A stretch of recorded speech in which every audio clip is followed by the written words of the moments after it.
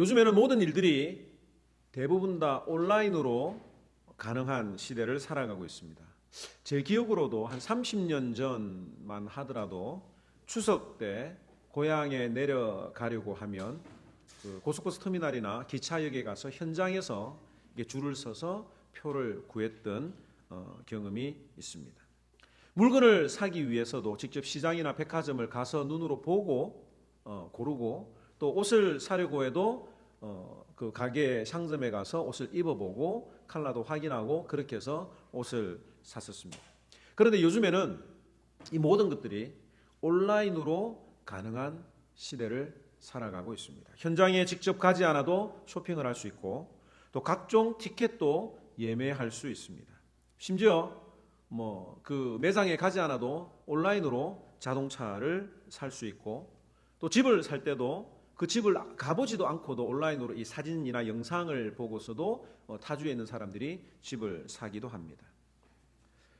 이 온라인 업무를 할 때, 온라인으로 일들을 처리할 때 가장 중요한 것이 있는데, 그게 뭐냐면 본인 인증이에요.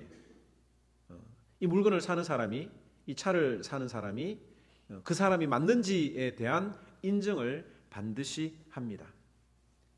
만약에 그 본인이라고 하는 것이 확인이 되지 않으면 다른 사람이 해킹을 해서 그 나의 모든 신상을 다 털어갈 수 있기 때문에 조심하지요. 그것을 본인을 인정할 수 있는 가장 중요한 방법이 뭐냐면 비밀번호입니다. 일명 패스워드죠. 비밀번호를 통해서 그 사람이 진짜인지 아닌지를 확인하는데, 요즘에는 이 해킹으로 또 스캠으로 피해를 보는 사람들이 많아서 핸드폰으로 다시 한 번 더 인증 코드를 받는 그런 어떤 시스템으로 진화하고 있습니다. 아무튼 이렇게 시대가 편리해지고 있는 것은 사실이지만 한 가지 문제점이 있어요. 뭐냐면 저도 마찬가지고 비밀번호가 생각나지 않을 때가 있다는 겁니다. 고개를 끄덕이시는 분들은 한 번쯤 다 경험을 해보신 분들인데, 똑같은 비밀번호를 가지고 모든 사이트에 다 들어가면 좋겠는데 어떤 웹사이트에서는 그 특수 문자를 요구를 하고, 어떤 웹사이트에서는 대문자를 요구를 하고, 조건들이 또 다 다르기 때문에 똑같은 패스워드를 사용할 수가 없습니다. 또 시간이 지나고 나면 오래됐으니까 업데이트 하라고 하는 그런 이야기를 이렇게 받게 되면 자꾸 바꿔야 되는데 기억이 안 나는 거예요. 처음에는 기억이 나다가 좀 시간이 지나고 나면 비밀번호가 기억이 안 나서 애를 먹는 경우들이 있습니다. 그래서 어떤 분들은 그 비밀번호를 일일이 자기 노트에다가 이렇게 기록을 하시는 분들이 계세요. 그걸 보고 구글은 1, 2, 3, 4, 5 땡 이런 식으로 하는데, 그것도 계속 업데이트가 되니까 어디가 나중에 계속 쓰다 보니까 어떤 게 진짜인지 최신 것인지 알지 못한다라고 하는 거죠. 또 요즘에 집에 들어갈 때에 열쇠를 따고 열쇠로 문을 열고 들어가는 분들보다는 비밀번호를 통해서, 또 지문인식을 통해서 들어가는 분들이 있습니다. 옛날에는 우리 아이들 학원 다닐 때 보면 목에 다 목걸이, 그 열쇠 목걸이 하나 달랑달랑 들고 다니던 그런 시절이 있었거든요. 그리고 열쇠를 하나 들고 다니다 잊어버리니까 어떻게 합니까? 집 앞에 화분 밑에다가 이렇게 숨겨두고 다녔던 그런 기억이 있습니다. 이 주인들은 요즘 아파트 한국에 이렇게 가게 되면 입구부터 들어가지를 못해요. 비밀번호를 쳐서 들어가는데, 그 비밀번호를 알면 쉽게 현관문에 들어갈 수 있지만 비밀번호를 모르면 들어가기가 어렵습니다. 그 네 자리 숫자를 몰라서 들어가기가 힘든 거죠. 오늘 왜 제가 이 비밀번호에 대해서 이야기를 하느냐면, 오늘 이 본문에 보니까 하나님의 문에 들어가는데, 하나님의 궁전에 들어가는데도 열쇠 혹은 이 패스워드가 있다고 하는 것을 발견할 수가 있습니다. 어떤 사람이 여호와의 전에 들어가느냐, 어떤 사람이 여호와의 문에 들어가느냐, 그 비밀번호가 4절에 기록이 되어 있습니다. 함께 읽도록 하겠습니다. 시작. 감사함으로 그의 문에 들어가며 찬송함으로 그의 궁정에 들어가서. 여호와의 문에 들어가고 여호와의 궁전에 들어가는 것이 무엇이 필요합니까? 감사가 필요하다라고 하는 거예요. 여기 문은 하나님이 계신 곳을 말합니다. 즉 하나님의 나라를 말하지요. 하나님의 나라에 들어가기 위해서는 감사라고 하는 패스워드가 필요하다. 여러분들, 이 하나님의 나라는 두 가지로 늘 생각을 해야 합니다. 하나는 현재의 하나님의 나라를 말하는 거예요. 하나님이 계신 그곳, 하나님의 임재를 우리가 가장 먼저 생각을 해야 합니다. 거룩한 신자라면, 제자의 삶을 살기 원하는 분들이라면 매일마다 주님과 동행하며 주님의 임재하심을 경험하고 느끼기를 원합니다. 성령님이 이미 내 삶에 찾아오셔서 나와 함께 계신 것이 확신한데, 그 성령님의 능력이 내 삶을 통해서 나타나기를 원하고, 또 내가 어려운 일을 당할 때마다 그 성령님이 나를 인도해 주시는 그 경험을 체험하기 원합니다. 그런데 우리가 살아가면서 그 성령님의 임재, 하나님 나라의 하나님의 통치를 경험하지 못한다면 그 첫 번째 이유가 무엇이냐? 나의 감사가 사라졌기 때문입니다. 제가 인간관계를 맺는 철칙으로 생각하는 것 중에 하나가, 그 사람, 어떤 사람을 생각할 때 그 사람이 나한테 잘했던, 정말 진실함으로 친절을 베풀었던 그 내용만 기억하자라고 하는 것이 인간관계를 향하는 저의 철칙입니다. 나중에 상처 줄 수도 있고 서운하게 할 수도 있지만, 그거는 그 사람의 어떤 특별한 상황이 있을 수도 있고, 또 뭔가 잘 설명되지 못한 어떤 그런 내용들이 있을 텐데, 그래도 저 사람의 진심은 하나님을 사랑하고 교회를 사랑하고 다른 사람들을, 이웃을 사랑하는 사람이야 라고 하는 그 마음을 붙들고 있으면 그 사람의 실수를 보아도 화가 나지 않고 또 쉽게 넘어갈 수 있는 것을 봅니다. 아내나 남편이나 자녀나 부모님들이 내 마음에 들지 않을 때에도 욕심을 내거나 불평을 하는 것이 아니라, 정말 그 끊을 수 없는 엄마의 사랑, 아내의 헌신, 남편의 수고, 이것을 먼저 생각을 하게 되면, 감사하는 마음을 붙들게 되면 좀 더 여유롭게, 너그럽게 이해하고 받아줄 수가 있습니다. 그러면 어떤 행동을 해도 조금 부족해도 용납할 수 있는 그런 능력이 더 생기는 것 같아요. 하지만 좋은 관계를 유지하다가도 시간이 지나면서 불평과 불만이 더 생각나게 되고 눈에 드러나게 될 때에 그 관계는 더 이상 유지되기가 힘듭니다. 그 불평과 불만이 의심으로 바뀌고 불신하게 되는 그런 데까지 나아가게 되는 거죠. 남편이 아내가 부모와 자녀에게 자꾸 욕심을 부리게 되면 갈등이 증폭이 됩니다. 그러나 가족들 간의 이 관계가 끈끈해지기 위해서도 욕심을 버리면 감사한 마음이 계속 떠올라지는 거예요. 우리 옆에 있는 분들 보고 이렇게 이야기를 한번 해봅시다. 살아있어서 고맙다. 별로 안 고마우십니까? 건강해서 고맙다 이야기해보세요. 예수 잘 믿어서 고맙다. 우리 남자분들만 해봅시다. 남자분들만 밥 잘 챙겨줘서 고맙다. 고마운 줄 알아야 돼요. 그것만 생각하면 불평과 불만이 사라지는 겁니다. 아이들 공부 못한다고 야단치지 마시고 건강하게 살아가고 있는 것, 이게 가장 감사한 첫 번째 조건 아닙니까? 근데 자꾸 다른 것들을 요구하다가 그 중요한 것을 놓치게 되는 거예요. 아이들이 공부 좀 못해도, 물론 잘해야 되지만, 잘하면 좋지만 그것보다도 예수 하나 잘 믿으면 그것으로 만족한다라고 하는 그 고마운 마음이 있으면 그 다음에 다른 애들이 뭘 해도 기다려줄 수 있고 품어줄 수가 있는 겁니다. 신앙생활도 마찬가지인 것 같아요. 우리가 살면서 감사한 일보다는 어렵고 힘든 일들이 우리 인생에 훨씬 더 많이 있습니다. 1년에 감사가 한 열흘 정도 감사한 일이 있으면 나머지 355일은 힘들고 어려운 일이 더 많은 것 같아요. 그럴 때마다 욕심을 내고 불평하고 하면 그 마음속에, 내 마음속에 주님의 임재하심을 느낄 수가 없는 겁니다. 내 마음속에 감사가 넘쳐날 때 주님의 임재를 느끼지만 내 마음속에 불평과 불만으로 가득 찰 때는 주님 살아계심의 역사하심을 우리가 모르고 지나갈 때가 많다는 거죠. 우리는 이거 하나 딱 기억해야 되는 거예요. 반드시 기억해야 될 하나, 물론 여러 많은 감사의 제목들이 있지만 가장 중요한 감사의 제목이 3절에 기록이 되어 있습니다. 함께 다 같이 읽도록 하겠습니다. 시작. 여호와가 우리 하나님이신 줄 너희는 알지어다.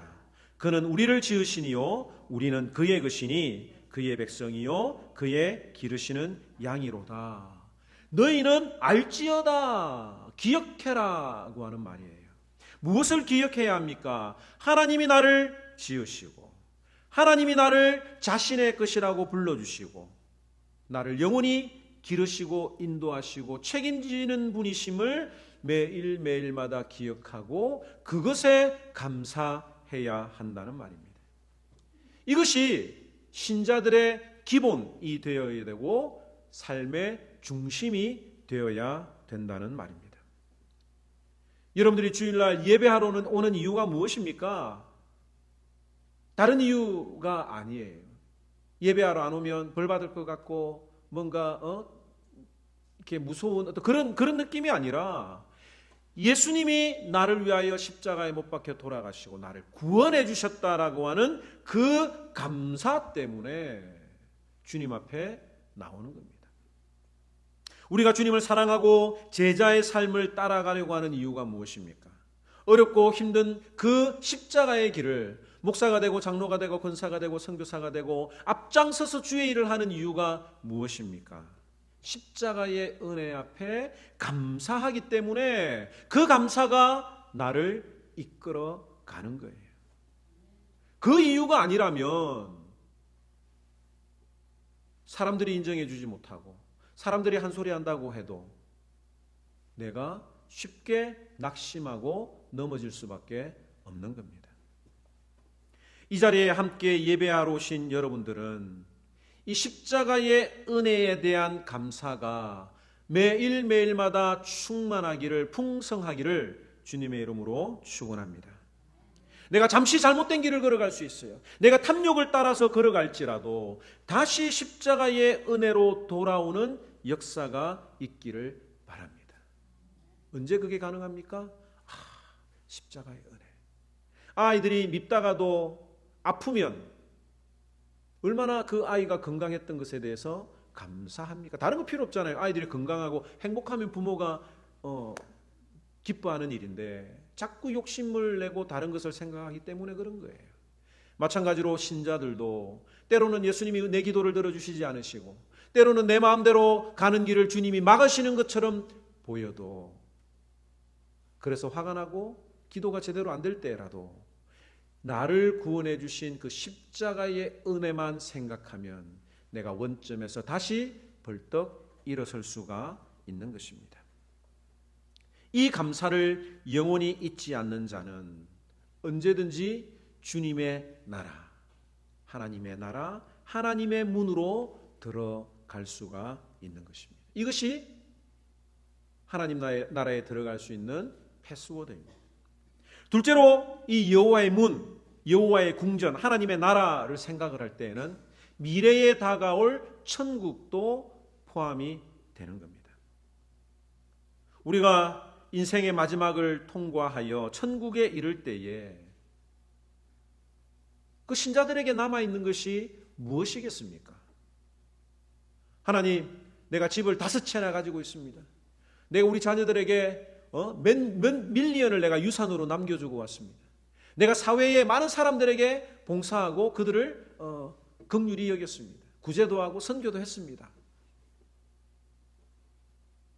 마지막 날 임종을 앞두고 주님 앞에 할 말은 예수님 감사합니다. 나를 십자가에서 건져주시고 내 모든 인생 걸음걸음에 주님 함께 하셨음을 생각할 때에 감사합니다. 내가 내 힘으로 살았던 것 같지만, 내가 내 능력으로 살았던 것 같지만 이것이 하나님의 은혜였군요 라고 하는 그 고백이 우리 신자들의 마지막 고백이 되지 않을까라는 생각을 합니다. 실제로 마지막 임종 순간에 그렇게 고백하는 많은 분들을 보았습니다.